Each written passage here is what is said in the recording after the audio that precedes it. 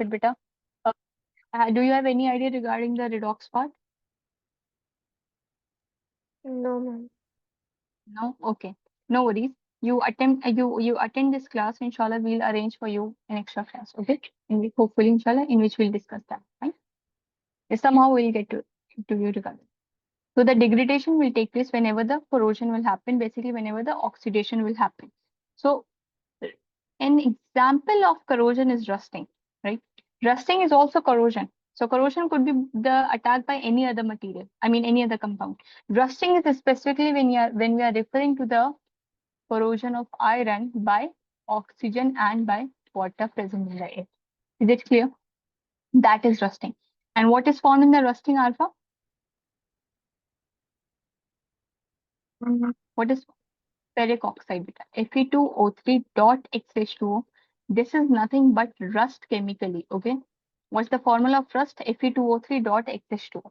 What is X here? X is indicating a variable amount of water vapor that might be present in the air. Yes, we know that the amount of water vapor in the air keeps on varying.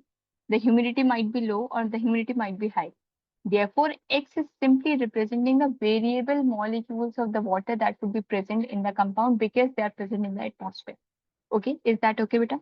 And what is this Fe2O3? That is ferric oxide. That is ferric.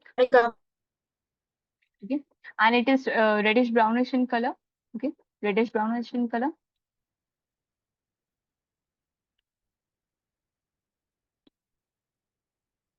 Fine, that is it.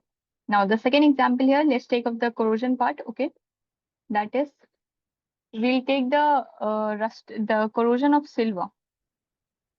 What is the symbol for silver?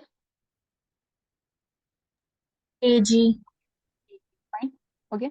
So basically, Ag attacked by the hydrogen disulfide, which is present in the air. Okay. When this attacks the silver metal, what is formed here? Silver sulfide will be formed along with the production of water. Okay. And this silver sulfide will have a black color. Will have a black color. It's a different compound. It will have different properties. Therefore, the color is different, which is black. Okay. And the color of the silver would be something the silverish color, right? So the silver color will change to the black color, and that is nothing but that is called as tarnishing of silver. That is called as tarnishing of Silver. silver. But this is also the corrosion of silver. Are you getting it? The silver metal is being degraded, the oxidized here, therefore it is undergoing degradation. Is it clear, Arfa? Yes, Hello. ma'am. I think either mine or your network is having some problem. Fine. So that is one example. The other example is copper. So copper will react with the oxygen and the carbon dioxide and the water vapor present in there. Therefore, it will form copper hydroxide dot copper carbonate. Okay. This will basically give a green color. Okay. This will basically give a green color. You must have seen the copper vessels or the copper utensils. They develop a coating of a green color after some time. That is nothing but the formation of this salt that is copper hydroxide dot copper carbonate, which gives the green color. Okay, and is again an example of corrosion. Fine, because what is happening here, the copper metal is being attacked by the carbon dioxide, the oxygen, and the water vapor present in the air.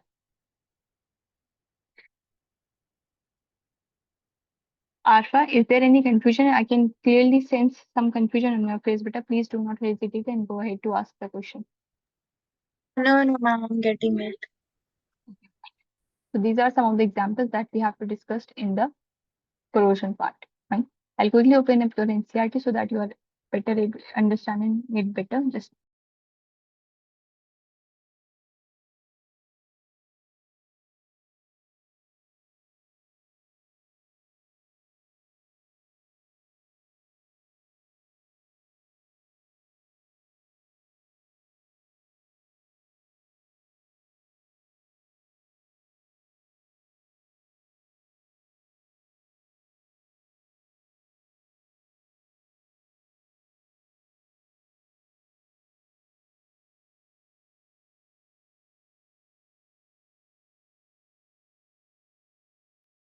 yes.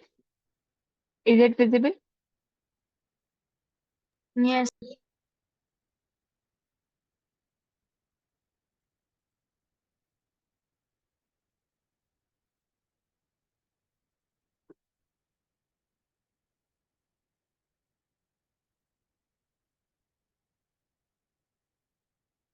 Corrosion. Come to corrosion, beta.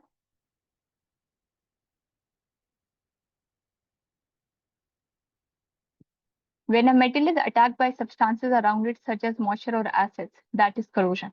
It is said to corrode, and this process is called as corrosion. Right? The black coating on silver and the green coating on copper are other examples of corrosion. I've already explained you how does the silver change to the black coating, okay, and how does the copper develop the green coating. Fine. So you must have also seen corrosion of the Taj Mahal. You must have heard this a lot. Yes, corrosion of Taj Mahal. What is that? The marble on the marble present on the Taj Mahal basically is being corroded due to the attack by the acids in the acid rain. Yes, you must have heard of this acid rains. They are actually corroding the Taj Mahal. What is it? Acids which are present in the acid rain, namely the sulfuric acid and the nitric acid, they attack on the marble, which is nothing but the marble of the Taj Mahal. Okay, therefore the marble is corroding. That is the simple case here. I hope that you would have understood this. Now, rancidity, coming to rancidity. See, rancidity, corrosion, all of them are nothing but oxidation taking place in day-to-day life. Okay. What happens when fat or oil? These are some compounds. These are some compounds. Fat is a compound, oil is a compound. Okay. What happens when they get attacked by the oxygen? What will happen if they are attacked by the oxygen? They will undergo oxidation. Yes, Arfa? They will undergo oxidation. And once they undergo oxidation, you know that the composition will somewhat change. Yes, you know that the composition will somewhat change. Now, once they have undergone oxidation, they will form something else, a bit different in the chemical composition. That is why, and that is called as rancidity. That is called as rancidity.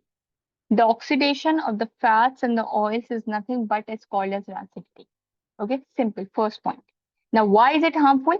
It is harmful because the chemical composition is changing. It is getting degraded, right? When the composition is changing, when the degradation of the fats and the oils is taking place, obviously it is not very harmful. It is not very healthy to take those oils. Yes, it becomes harmful. That is the simple concept. And why does it happen? See, you must have seen that in India, it's very common. There's a roadside dhaba or things like that, and people keep on having samosas, which the person is actually frying all through the day, and he's using that same oil from morning to the evening. Have you noticed that the same oil is being used to fry that samosa? What is happening? What is the point? Why do we say that do not eat outside? What is the point there? And because Yes, that oil He travels uses so many times. that he doesn't exactly, suffer with the loss. exactly. So basically, what happens? The oil is continuously getting oxidized. Obviously, once you will heat the oil, it will get oxidized. That's fine. Once or twice, that's fine. But continuously, the oxidation of the oil will keep on taking place, which will turn it into a very harmful, eating part. So that is the concept. We say that the fats and the oils have become rancid. Now, what is it that will actually help in not the food material not getting oxidized? That is antioxidants. That is antioxidants. Fine. First part. Secondly, they should be kept in the airtight containers. That is very obvious. Why? Because oxygen will not be able to come in contact with the food material. First point. Second, how can we actually keep the packaged food clear of oxidation? What do we add? That is nitrogen. Why do we add nitrogen? Nitrogen basically acts as an antioxidant. It prevents the contact between the food particles and the oxygen, therefore preventing oxidation. Any confusion here, both of you? Okay, Saad is also there, Afshin is also there. Yes, all three of you. Any confusion here? Arfa? Fine, No, no. fine. Arfa, you tell me, beta.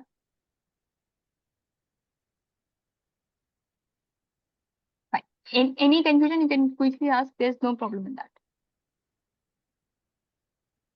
Because I can sense some confusion in bits in here and there on your face. What is it?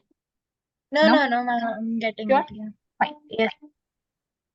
So, yes, we are going to start the second chapter. What is the chapter? Acids, bases, and the salt.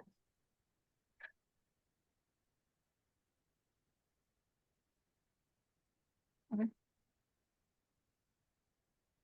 So, Saad, when is your exam, beta?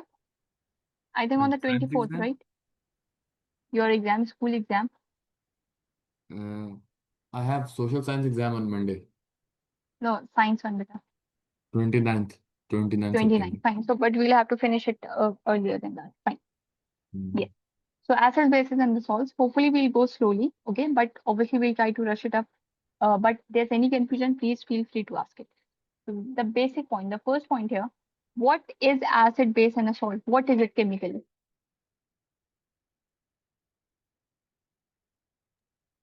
Acids, bases, and salts are nothing but compounds. Are nothing but compounds, okay? Mm. Compounds are categorized into three parts. That is, a compound might be an acid, a compound might be a base, or a compound might be a salt. So this is the first point here. Okay. The compound might be an acid, a base, or a salt. Clear? First point. Now, what are acids, bases, and salts that we are going to deal with in this chapter? But any idea that you would be having regarding acids, bases, and salts? What is it? Please share. Yes, Saad, what is it? Saad, why is the camera not turned on, beta? Yes. Afshin, turn the camera on. Yes, Saad. What is an acid, base, or a salt? Whatever idea you have, please share that. And acids are acidic. Base is Mhm, basic. Base. mhm, Salts mhm. are Salts are neutral. salty. Are they salty? No, they are neutral. Okay, fine. Okay, fine. Now, what do you mean by the acidic and the basic part here? Could you explain that? And acidic sour Mm-hmm. Acidic means it would be sour in taste. Fine. Basic would and be bitter. it's, it's, it's Basic would be bitter. Okay, fine. Fine. Artha, what idea do you have regarding this other than this? Any idea? They both are non-corrosive, acid and base. They are non-corrosive or they are corrosive. Fine, no worries. That's fine. What else? What else? We'll look into that. Fine. What else, bitter? And acid is soapy to touch. Base. No, wait. Base is soapy to touch, not acid. Right. Base is soapy. Yes, Afshin. Bitter, any idea? Now, this is the second chapter, so you will participate as equally actively as you like Alpha would do because we are starting a new chapter, so all three of you will participate actively. Yes. Afshin, what is acid base? Any idea? Mm, yeah, acids are sour and Acidic. bases are soapy. Okay, fine. Fine. Any other That's idea, all. all three of you? Okay. First of all, see, I would want to, since we have to finish the chapter quickly, I would want to follow the NCRT, although I do not really agree with that order. But first of all, we'll discuss, I'll quickly give you a brief introduction here. Acids are any compound. Again, my focus on the word compound because compounds, acids are a category of the compounds. Yes. Acids are any compound which will have the H plus ions. Okay. Which will have the H plus ions. Bases would be any compound that will have the OH minus ion. Okay. This is just the introductory part here. Now, salt would be any compound in which there would be that would be a mixture of a cation and an anion. Okay. Cation and anion together will form a salt. Is it okay? Cation and anion will together form a salt. In acid also there will be another cation. I mean any other anion, but the cation has to be H plus. Yes. Let's say Cl is present. So Cl is minus anion, right? But what is the cation in the acid? It has to be H plus. What is the anion in the base? It has to be OH minus. The cation could be anything like this. See, Na plus OH minus. Are you getting it? Therefore, but in salts, the cation and anion can be anything else. The cation cannot be H plus. The anion cannot be OH minus. Okay. So this is a brief introduction here regarding the acids, bases, and the salts. Now, why are they? What properties do they have because of these cations and the anions? Because of these, mixtures of the cations and anions? We'll look into that. Fine. The first topic is indicators. What are indicators? Hmm. that indicate whether the Compound is acidic, basic, or salt, right? yes, Good. Excellent. the compound That's fine. is So basically, indicators, since we need to differentiate, we just cannot. What are some daily life examples of acids? Hmm. all of you told me that acids would be sour in taste and bases would be bitter. But could you please quickly give me one example based on that? Acids of sour candies. Salt candy? Sour candies. Okay, fine. Candies. Come to something natural, bache. Yes. Uh, Lemon, bacho. Lemon. Vinegar. Lemon, vinegar. All of them are acidic in nature, right? Now, coming to the basic part, any example in day-to-day life which is a base? Hmm. Yes, Sad. Yes, Any example, beta? Real life example. Detergent, soaps, all of them are bases. Okay. Baking powder, baking soda, washing soda, all of them are bases. Fine. Coming on to the next one. And how do we know? Just we cannot taste everything. Therefore, we need to have some other test to identify whether the compound is acid or the base. Okay. For that, we have indicators. What are indicators? Indicators themselves are some compounds. Please mind it. Indicators themselves are some compounds. Okay, some chemical compounds which will change which will indicate some specific change if they are in contact with acid or a base or a salt, respectively. So those are indicators. Now, indicators also are classified into two on the basis of two categories. First, whether they are natural or whether they are man-made. So indicators could be natural, indicators could be synthesized. Okay. What do we mean by natural indicators? Indicators which are already found in the nature and we are using them to differentiate whether the compound is acid or the base. What are synthetic indicators? Indicators, compounds which have been prepared by us to differentiate between the compound, which is whether it's acidic or the base. Fine. So first of all, coming on to the litmus. What is litmus? You must have heard of this, all of this. All of you, yes. What is litmus, bachcho? Afshin would answer, beta. Just a second, both of you. Afshin, I would love you to answer this one. Yes, So it's on paper to check if the substance is acidic or basic. fine. It's a paper, litmus paper, right? So can I say that it is being used as an indicator? Yes, Afshin? Yes. Fine. Now, what is the color of this litmus paper?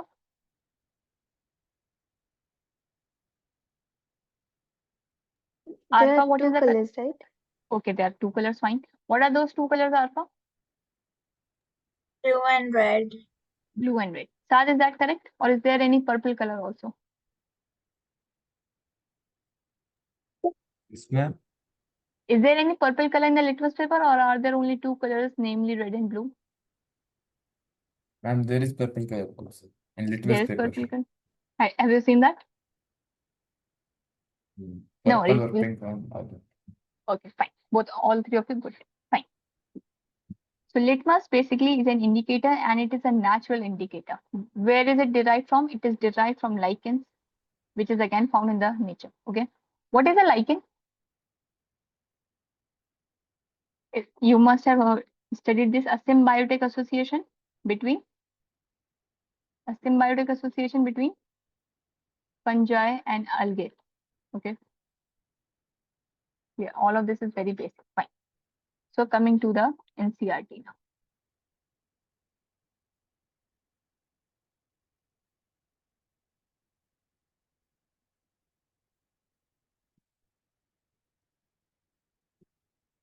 Okay. Litmus is a natural indicator, bachcho. Litmus is a natural indicator. Fine. Turmeric is a natural indicator. I will quickly write down the names here. Write down all the indicators. I'm writing them. So then we'll discuss them in detail.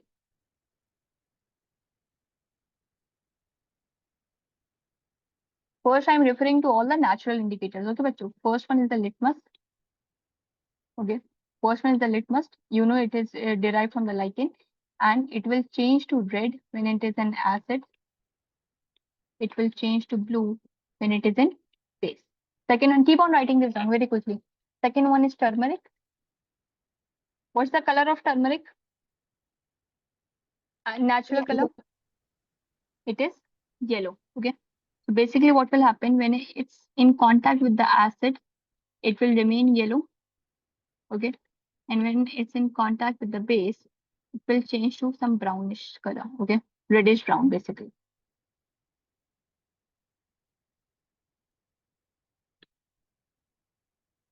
Clear? And can you quickly give me one example where we see that turmeric reacts with the base to form reddish brown color? Very quickly. What happens when something falls on our clothes? We quickly wash it with the when something that we are eating, okay, that has turmeric in it. Example, any korma, any nahari, whatever you people are eating, okay, it will have some turmeric in it, okay. And when it falls on the cloth, if you wash it with the soap, what will happen? Does it change to the reddish brown color? Yes or no? All of you will agree to this? Yes, ma'am. Why does that happen? Because that had turmeric in it, and when we apply soap, that is a base. Therefore, the turmeric will indicate the color by changing itself to reddish brown in color. Is that okay? Thirdly, Yes, ma'am. red cabbage leaves. Okay, it is actually bluish purple in color. Actual. Now, what will happen to it? Will change to red when it's in the acidic medium, and it will change to blue when it's in the basic medium. Okay, bluish green basic. Fine. Actually, all of these are mentioned in the NCRT, so it becomes important to know all of that.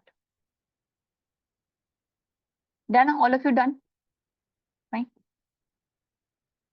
Coming on to the synthetic indicators, phenolphthalein and methyl orange. These are some daily life very commonly used examples of synthetic indicators. Okay, phenolphthalein and methyl orange. You must have used phenolphthalein in the school. It is colorless and it will remain colorless when it is in contact with acid.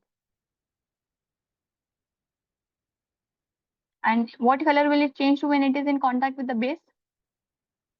It will change to pink color, very, very light pink, okay, when it is in contact with the base. Okay. Yes, bacho. Sada, are you writing it, beta? I don't think so, huh?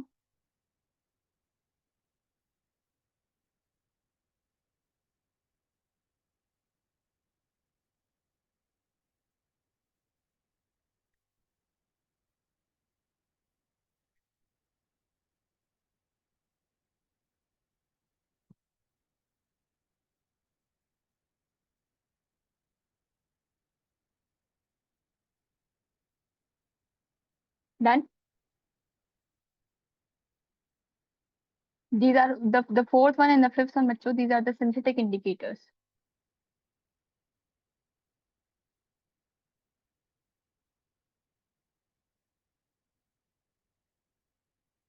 Should I move ahead? Afshin, beta, done. Afshin is writing it. Done. Start done.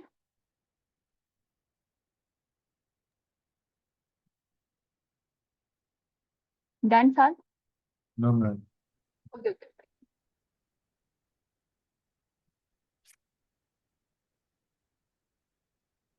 Is it done? This one. Now, see, what do we see till now? We see that the indicators are changing their colors to indicate whether the compound is an acid or a base. Yes. Therefore, all of these are called as visual indicators. What are these called as? Visual indicators. Because they are changing their colors to indicate whether the substance is an acid or a base. Fine. Now, we have seen natural indicators in visual indicators, and then we have seen also synthetic indicators in visual indicators. Okay. Now we have some compounds which will basically change their smell, to indicate whether the compound is an acid or a base. Okay. And these are referred to as olfactory indicators. Olfactory indicators. Okay. We'll quickly take 2 to 3 examples. First of all, onion. Okay. Second, clove. Third, vanilla. Okay. Third, vanilla. Basically, they have some smell of their own, right? Onion has a smell of its own. When it is in contact with an acid, the smell will remain unchanged. But when it's contact with a base, okay, their smell will be lost. In all three cases, acid, no change, okay, and with a base, the smell would be lost. Clear? So this is how it will indicate whether the compound is acid or a base.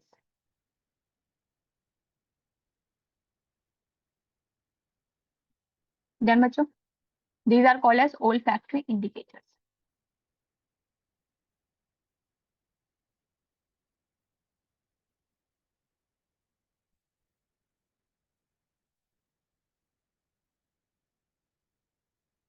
Done.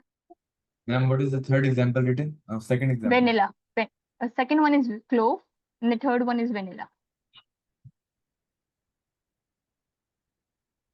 Done, Alpha? Start done, beta? Okay, write it, write.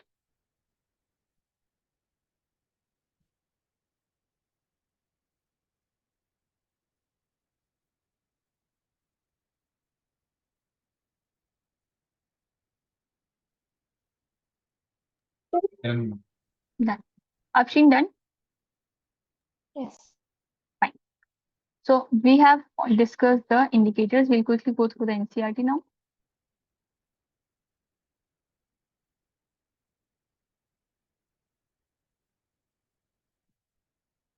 See, turmeric is another indicator. We have already learned all of this one.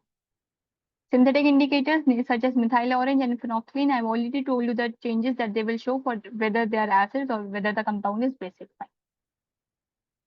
Now coming on to the litmus, important part here is a purple. See, the point is litmus solution itself, the compound which is derived from the lichen, when it is dissolved in water, that itself is a purple dye. Okay, that itself is a purple dye. Therefore, when the compound would be neutral, okay, the purple dye, I mean the litmus solution can be a purple dye, indicating the compound is neutral. Okay, I'm specifically talking about the solution here, not the litmus paper. Okay, which is extracted from the lichen, a plant belonging to the center.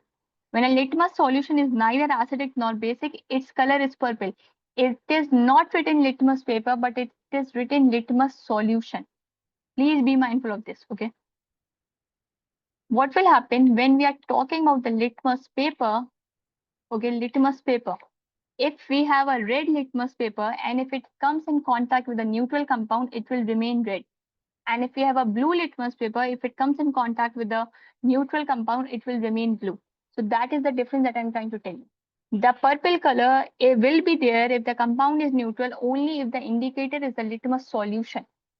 Whereas if we have a litmus solution, it will change to red if the compound is acidic, it will change to blue if the compound is basic. But when it comes to the litmus paper, we will just have two changes of colors, either from red to blue or from blue to red. Is that okay? I hope this would be clear. So red to blue would be when the compound is red to blue. When the compound is base. good. And blue to red when the compound is Acid. fine. Any confusion in this now? All three of you, please respond. No, ma'am. Right. So this is a simple exercise. You would actually try to attempt this. Quickly go through it quickly. All three of you.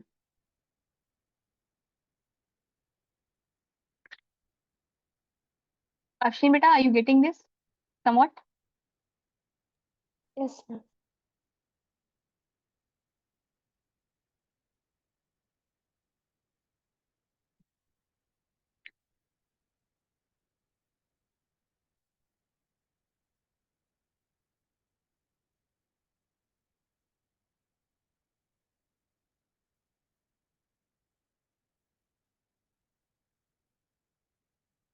So you will attempt this, okay? Coming on to the next topic, which is important, the main topic here. Bachcho, Saad, beta, turn the camera on. That is the chemical property. See, this is a very important topic now. What do we mean by the chemical properties? What do we mean by the chemical properties? What do we simply mean by the chemical properties? Can you tell me, how do we know about the chemical properties? See, chemical properties basically refer to, let's say we have a reactant, we have a substance called as A, okay? Now I need to study the chemical properties of this compound, that is A. How will I know this?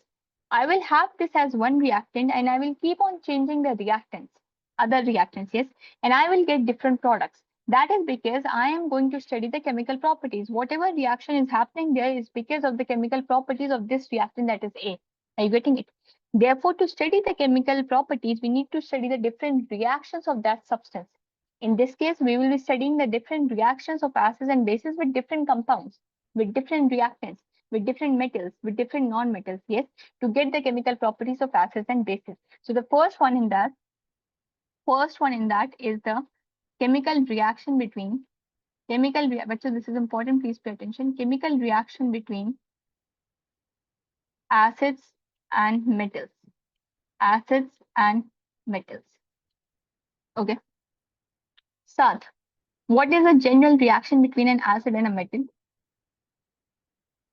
Any idea? Beta, you unmute yourself. An acid plus metal gives us salt plus water. Salt plus water. Okay.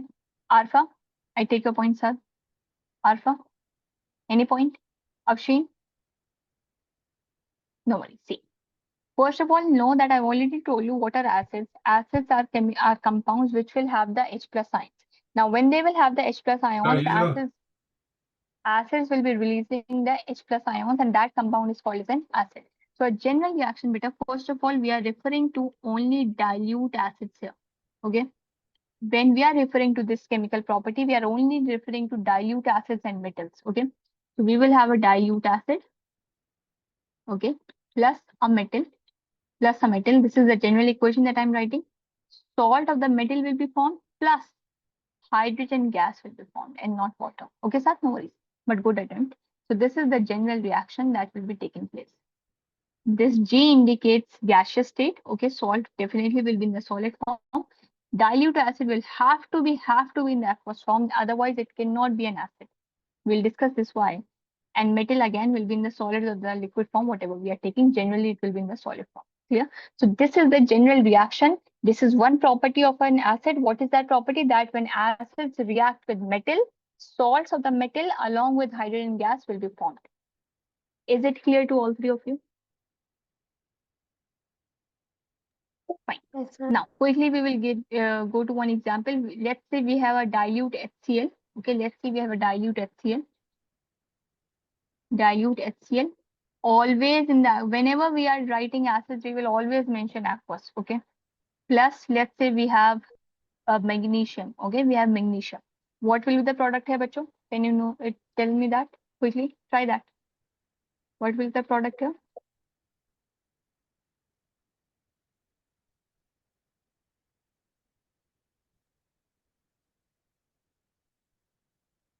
Magnesium chloride plus hydrogen. Sorry, the first part, magnesium. Chloride plus hydrogen. What is the formula for magnesium chloride, sir? Magnesium chloride plus Formula. hydrogen. That's right. What's the formula for magnesium chloride, sir? MgCl. Afshin, beta, what's the formula for magnesium chloride? MgCl.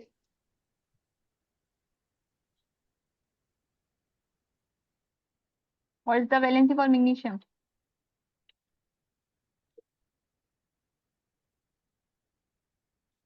That is the point, huh? MgCl2 plus H2 gas. See, but if you're not writing the formulas right, the balancing of equation will never be there. Because the formula is wrong, the balancing you will actually do based on that wrong formula. Fine. So please be clear with the formula. Be clear with the valencies, at least some of the main elements. So that is why I asked both of you. Fine. No worries, but work on it. Okay. So this is the formula. This is the reaction which will take place. Any confusion here? Quickly tell me, how will NaCl be formed? How will NaCl be formed? Can you tell me that using an acid and a metal, how can we form NaCl? Quickly, try that. What acid and what metal will I use to form NaCl? Ma'am, same acid and plus hydrogen sodium. Same acid plus sodium. Okay, fine. Any other answer, Petro? Afshin and Arfa? Dilute HCl. We will write aqueous. Yes. We will write sodium. So Na we will represent like sodium will be represented using the symbol that is Na. What we will get here? Now, what will be the formula for sodium chloride? Will that be NaCl2 or will that be NaCl? Abstain. All of you quite. Abstain. NaCl. NaCl. What do we get the valency of sodium here as? What will be the valency of sodium? Will it be +1, +2? +2. Abstain. If you are getting NaCl, how can that be +2? Huh? Beta, that is +1. Fine. Plus H2 gas. Okay. Now, this is the reaction that is taking place here. Any confusion in this, all of you? I'm changing the acid. I'm changing the acid from HCl to dilute sulfuric acid. Okay, dilute sulfuric acid, and the metal is same, that is sodium. Tell me the product. Dilute sulfuric acid. What's the formula for sulfuric acid? H2SO4. Okay, plus sodium.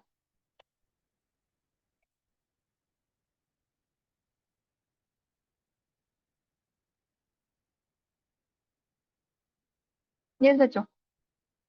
Try it. Try it. At least try it. Use your hands. Try it.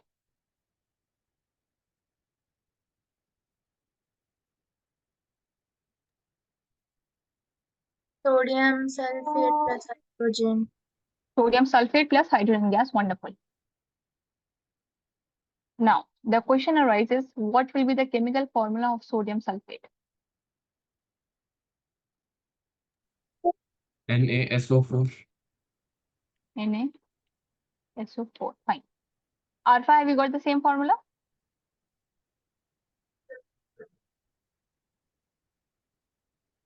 Yes, Alpha, you have got the same formula? Have you got the same formula for sodium sulfate? Yeah, sodium sulfate plus H2 gas. Macho, what has happened to all of you?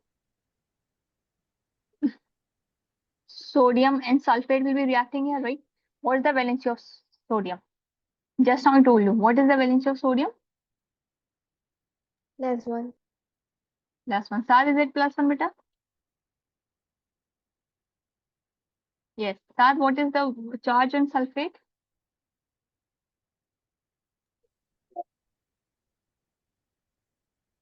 Na. And What do we get the formula as? Na. Na2SO4. Na2SO4. Okay. That's so sodium sulfate will be the salt here plus hydrogen gas. We'll get that's the product. Any confusion here? All of you. Afshin, is that clear to you, bache? Yes, ma'am. How and why do we get Na2SO4 as the salt? Fine. Yes. And see, why are we calling NaCl as the salt? This is also the common salt, right? It has a cation which is Na plus. It has an anion which is Cl, right? I just now told you that Na cation and an anion together will form a salt. So this is the common salt, but it does not mean that this is not salt. That is also salt, right? Mg the cation, SO4 minus as the anion, right? So that is the salt here. Any other confusion here? All three of you. No, ma'am. No, no. So quickly open up the NCRTs, bacho. Now this is an important experiment given here. Mhm.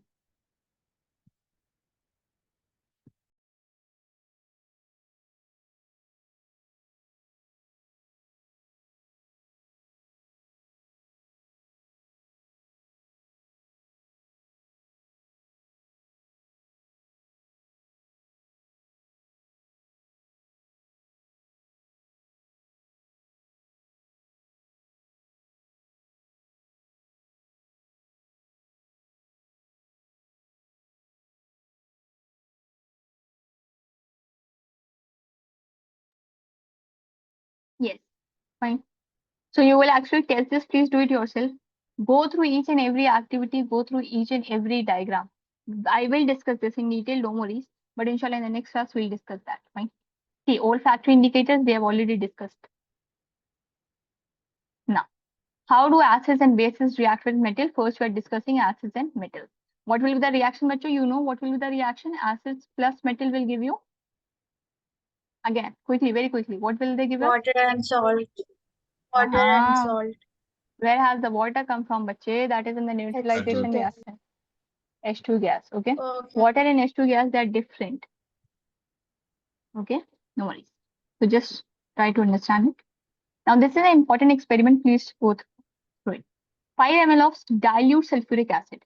Keep on noting down the reactants very quickly. We are taking dilute sulfuric acid, okay, in a test tube, and we are adding few pieces of zinc granules to it. Now, zinc granules simply means that we are adding some solid form of zinc. Yes, keep on writing down the equation. So sulfuric acid, the physical state will be aqueous. I just now told you that acids will be in the aqueous form. Yes. So how we will write it? We will write dilutes H2SO4 dilute in the aqueous form. Yes, plus zinc in the solid form. Now, based on these two reactants, can you tell me what will be the product here? What will be the product here, Saad?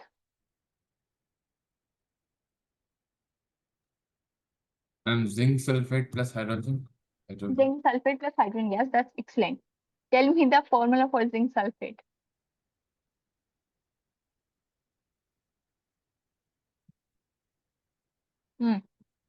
Acha, what's the charge on sulfate? Let's know the formula for zinc sulfate. Okay. What's the charge on sulfate, beta? I just want to tell you. +2. Zinc has a charge of +2. Okay. Sulfate Sulfate. has a charge of -2. Therefore, what we will get is ZnSO4. Clear? ZnSO4. We will get ZnSO4 plus H2 gas. So that will be the reaction. Now let's see what are the observations based on this reaction. Have you noted this reaction, Bacho? Have you noted this reaction? All three of you. Afshin, have you noted this down, Bachi? Should I write it again? No, ma'am, I did. Saad, you have noted this down, beta? Fine. No. What will we observe on the surface of the zinc granule? See, when hydrogen gas will be produced in the reaction, it will be present near the surface of the zinc granules. Therefore, we will be seeing the hydrogen gas near the zinc granule. The next question, pass the gas being evolved through a soap solution. So let's see what will happen here, Bacho. See, in this test tube, the reaction will take place, okay? The hydrogen gas would be formed. That will be, since it's a gas, obviously it will be evolving, right? It will be passing towards this. When we have a test tube here that can pass the contents of of this test tube, okay, where the reaction is taking place, don't you think the hydrogen gas will be transferred here? Okay. Now this is a soap solution. We will have the hydrogen gas, the bubbles of the hydrogen gas on the soap solution. Is that okay? We will have the bubbles of the hydrogen gas on the soap solution. Why are the bubbles formed in the soap solution? Those are nothing but the hydrogen gas there. Is it okay? Yes or no? Yes. Fine. Take a burning candle near a gas filled bubble. Yes. What will happen if we take a burning candle near these bubbles? What will happen? What are these bubbles? These are Hydrogen what are gas. these? Hydrogen gas. Excellent. Now always remember we have a test for the hydrogen gas which is called as the pop sound test. Which is called as the pop sound test. This is a characteristic test for the hydrogen gas. Okay, bache? And what do we do in this? We take a lighted candle, a lighted matchstick, or a lighter, whatever we have, okay? And we bring it near the hydrogen gas, wherever the hydrogen gas has been produced, okay? Now, using that heat energy, the hydrogen gas will react with the oxygen which is present in the air, therefore giving a pop sound, okay? Therefore, if pop sound is produced, it will confirm the presence of hydrogen gas in the reaction. Is it understood, all three of you? Yes. Arfa, is this understood to you? What will happen if we Yes. take a burning matchstick near the gas? What will happen? It will produce a Produce pop sound. pop sound, and that will confirm the presence or the formation of the Presence of hydrogen gas hydrogen. in the reaction. Excellent. What do you observe? We will see this. Now, HCl, we will have the same. If we use HCl instead of the dilute sulfuric acid, we will get the same results. If we use HNO3, that is nitric acid, but this is nitric acid, okay, we'll get the same results. And what is the name of this acid? Start. What is the name of this acid? No worries, just take a try. Nitric acid. Nitric acid, बच्चे, is HNO3. Yes, Arfa, yes, the answer is literally coming to you. Yes. What is that answer? No worries, Saad. That's fine, बच्चे. All of us are learners. Hydronium ions. Hydronium ions are the H plus ions which are being released by the acids. Okay. Oh, okay. But this CH3COOH is nothing but acetic acid. Is acetic acid. So We will that learn about this more. This is acetic acid, okay? And where is this acid found? The acid which is present in vinegar is nothing but acetic acid. If you want to note this down, please note this down. Vinegar has acetic acid in it, okay? Vinegar has acetic acid in it.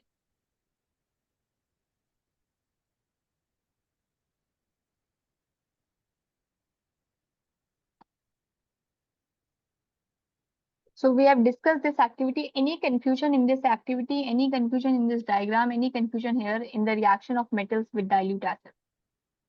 no, ma'am. 100% clear, bachcho? Please do not hesitate. Do not hesitate.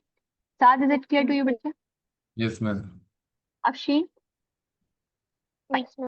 Moving on to the next one. See, note that see what type of reaction is this? Can you quickly tell me? Metals and acids reacting to form salt plus hydrogen gas. Bachcho, what type of reaction is this? We have learned the types of reactions in the first chapter. Yes, bachcho?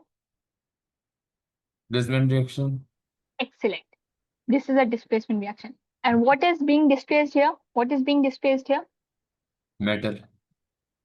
Metal is displacing. Okay. Metal is Uh-huh. displacing. Metal is displacing what, bacha? That side metal is Acid. displacing what? No. See, metal is displacing the H plus ion present in the acid. Okay. Metal is displacing the H plus ion present in the acid. Is that okay to all three of you? Sad, is it clear, bacha? We will never say acid is being replaced. Acid is that compound which has that H plus ion. Okay. Therefore, the metal is displacing the H plus ion from the acid to give the salt, of the metal. Clear? Metal is displacing the H plus ion from the acid to give the salt of the metal. Forms a compound called a salt, thus the reaction is given as this. Fine. Coming on to the next part, bache. Few granulated zinc, again the same part, zinc in the solid form in a test tube. Okay. And we have sodium hydroxide. Now, sodium hydroxide is present, okay? And we gently warm the content, that is just for the reaction to take place, okay? Now, what will happen when these are the reactants? You can clearly tell since NaOH is present, but just since NaOH is present, it has OH minus ions, right? So it can be called as a base since it has the OH minus ions, yes or no? I just not told you in the beginning of the lecture, any compound which has OH minus ions is called as a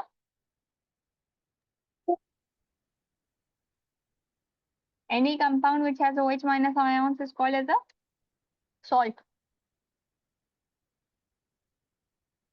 Base. Base. That Yes, ma'am. salt, huh? No. Salt. No worries. Just focus. Just kidding. So that's a base. Okay. Any compound beta that has OH minus ions that can be released when it is dissolved in water is called as a base.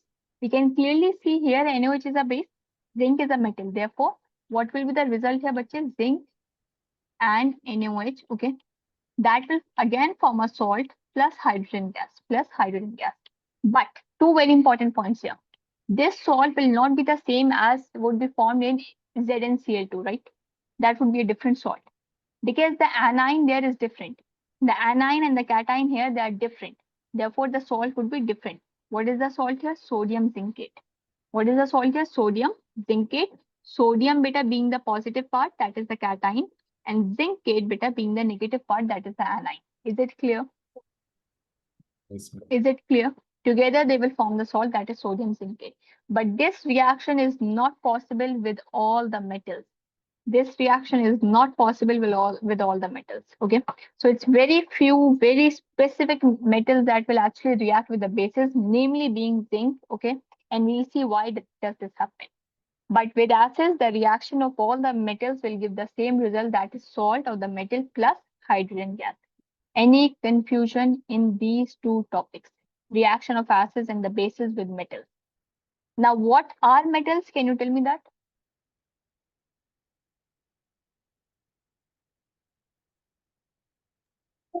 Yes, ma'am. What is your question? What are metals? Metals. Think and then answer.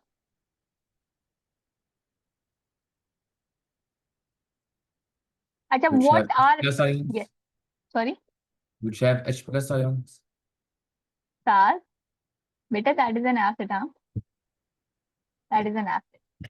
And that's a compound. Okay, first of all, see, metals, which are elements. Metals are elements. You must have learned this in the second chapter. Okay, I mean, the class 9, second and third chapter. Metals are elements, whereas acids and the bases, they are compounds.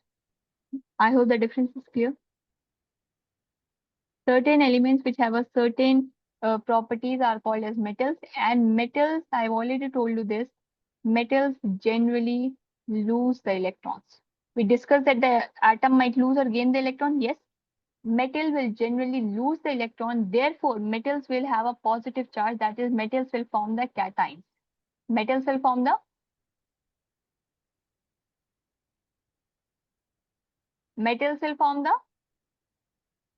Cation. cation. But just see, look here. One important point here. Try to understand the concepts rather than mugging it up. See what is happening here. This is an acid, right? So what does it has? H plus Cl minus, right? If I have to react with Na, what is Na doing here? Na basically is replacing H plus. Yes, Na basically is replacing H plus. And why is Na able to replace H plus? Because Na is also a cation. Yes, H plus was also a cation. Na is just replacing the cation there. Are you getting it? And why is Na a cation? Because it's a metal. It has a tendency to lose the electrons. Are you getting this concept, Bacho? All three of you. Please try to understand the concept. All metals are cations. Yes, Bacho, all metals are cations. And the elements which lose the electrons, okay? The elements which lose the electrons are metals. Are metals, okay? Example, magnesium, it has a charge of +2. We just now saw, right? Mg +2, yes.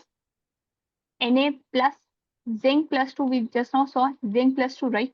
Aluminium +3, okay? Lithium +1, sodium, potassium +1, okay? We have seen all of that. And the calcium +2, bache.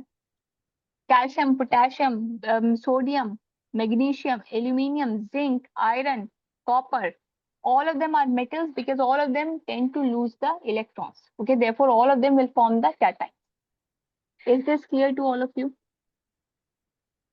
Yes, ma'am. Fine. Try to understand the concept and then study. Inshallah, hopefully tomorrow we'll start from the second topic, that is the metal and the